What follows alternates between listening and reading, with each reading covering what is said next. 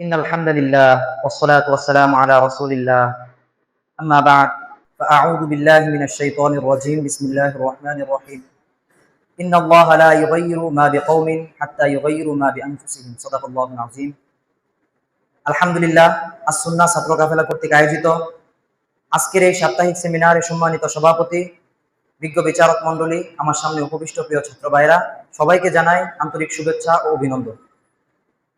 প্রিয় ভাই, শরিয়া কি জিনিস? শরিয়া হচ্ছে সামাজিক, ব্যক্তিগত, পারিবারিক, রাষ্ট্র প্রত্যেকটা বিষয়ে বৈধ এবং পবিত্র পন্থার নাম হচ্ছে শরিয়া।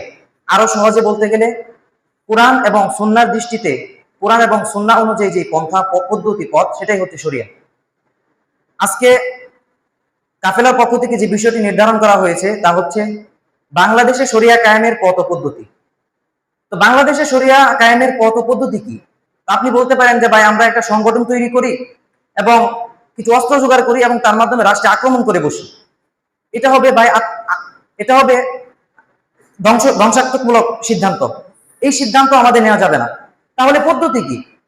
সেই পদ্ধতিতে শরিয়া কায়েম করা সম্ভব যেই পদ্ধতিতে নবী সাল্লাল্লাহু আলাইহি ওয়াসাল্লাম ওনার নবুয়তের 23 বছর সময়ে পরিপূর্ণ ইসলামী শরিয়া কায়েম করেছিলেন।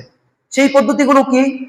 এক নাম্বার, রাসূল সাল্লাল্লাহু আলাইহি ওয়াসাল্লাম নবুয়তের আগ থেকে তিনি ওই আইয়ামে জাহিলিয়াতকে পরিবর্তন করে সুন্দর একটি সমাজ ব্যবস্থা প্রতিষ্ঠার চেষ্টা করতেন এবং দৃঢ় ইচ্ছা রাখতেন এবং আল্লাহ তাআলার কাছে দোয়া করতেন।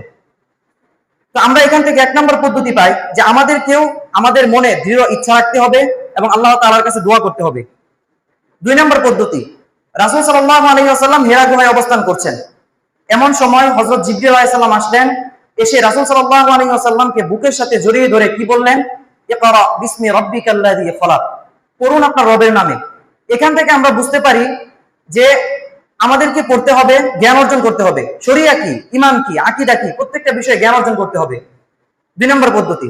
তিন নম্বর পদ্ধতি, এরপর রাসূল সাল্লাল্লাহু আলাইহি ওয়াসাল্লাম এর উপর নাজিলকৃত যে বিধান, যে শরিয়া, ওই শরিয়াকে তিনি তার পরিবারের উপর বাস্তবায়ন করেছেন, পরিবারকে দাওয়াত দিয়েছেন, নিকটতম আত্মীয়দেরকে দাওয়াত দিয়েছেন।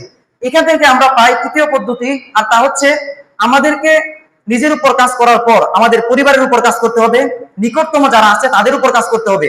তাদেরকে বোঝানো দরকার শরিয়া কি, শরিয়া কোন কোন বিষয়গুলো শরিয়া, এবং শরিয়া অনুযায়ী তাদেরকে আমলের দাওয়াত দিতে হবে।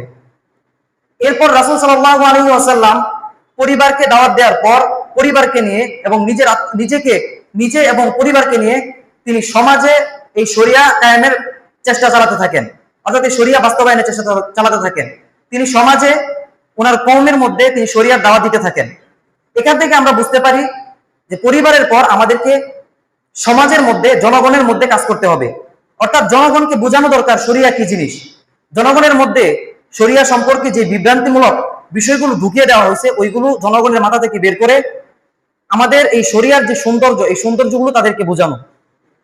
এরপর পাঁচ নম্বর পদ্ধতি হচ্ছে রাসূল সাল্লাল্লাহু আলাইহি ওয়াসাল্লাম এইভাবে জনগণের মধ্যে লম্বা প্রক্রিয়ায় কাজ করার পর একটা সময় গিয়ে দাওয়া এবং জিহাদ ফি সাবিলিল্লাহর মাধ্যমে মদিনা রাষ্ট্র কায়েম করার মধ্য দিয়ে পরিপূর্ণ ইসলামী শরিয়া কায়েম করতে সক্ষম হয়েছেন।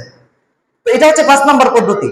রাষ্ট্রীয় পর্যায়ে শরিয়া কায়েম, এটা আমরা হুট করে চিন্তা করতে পারি না।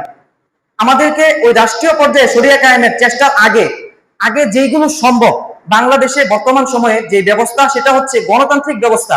আর এই ব্যবস্থায় যদি আমি নিজে আত্মশুদ্ধি না করে, আমার পরিবারকে দাওয়াত না দিয়ে, আমার সমাজকে দাওয়াত না দিয়ে হুট করে জিহাদ ঘোষণা করে বসি, তাহলে আমার পরিবার আমার বিরুদ্ধে যাবে, আমার সমাজ আমার বিরুদ্ধে যাবে।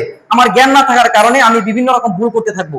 এই জন্য আগে আমাকে জ্ঞান অর্জন করতে হবে, সেই জ্ঞান অনুযায়ী আমল করতে হবে, পরিবারকে সেই শরিয়ার মধ্যে দাওয়াত দিতে হবে, সেই শরিয়াগুলো জানাতে হবে, সমাজের মধ্যে সেই শরিয়া প্রতিষ্ঠার চেষ্টা করতে হবে।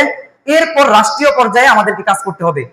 রাষ্ট্রীয় পর্যায়ে কাজ এটা সংক্ষিপ্ত ভাবে হবে না, এটা অনেক লম্বা পথ পাড়ি দিয়ে তারপর আমাদেরকে রাষ্ট্রীয় পর্যায়ে শরিয়া কায়েম করতে হবে। এই জন্য যেইগুলো আগে সম্ভব আমরা ওইগুলোর প্রতি মনোযোগী হই, ওইগুলোর চেষ্টার পাশাপাশি আমরা রাষ্ট্রীয় পর্যায়ে শরিয়া কায়েমের চিন্তা এবং প্রস্তুতি নেওয়ার চেষ্টা করতে পারি। আল্লাহ তাআলা আমাদেরকে বর্তমান সময়ের আইয়ামে জাহিলিয়াতকে পরিবর্তন করে, পদদলিত করে বাংলাদেশে ইসলামী শরিয়া কায়েম করার তৌফিক দান করুন। আমিন। আসসালামু আলাইকুম ওয়া রাহমাতুল্লাহ।